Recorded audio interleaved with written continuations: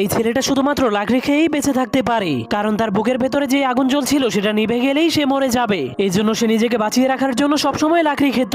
এমনকি তার বাবা তার জন্য কোনো খেলনা তৈরি করলে সে ওই খেলনাগুলো দিয়ে খেলাধুলা না করে সেগুলোকেও খেয়ে ফেলতো। এমনকি সে ধীরে ধীরে বড় হওয়ার কারণে তার ক্ষুধাও প্রচুর বেড়ে যাচ্ছিল। এই জন্য সে ক্ষুধা মেটানোর জন্য নিজের ঘরের ফার্নিচার এবং ঘরের চালকেও খেতে শুরু করে দেয়। কিন্তু একদিন যখন সে ঘরের পিলারকে খেতে শুরু করে তখন সেই পিলারের মধ্যে ফাটল ধরে যায়, যার কারণে পুরো ঘর ভেঙে তার উপরে পড়ে যায়। কিন্তু তার বাবা অনেক কষ্ট করে তাকে বাঁচিয়ে দেয়।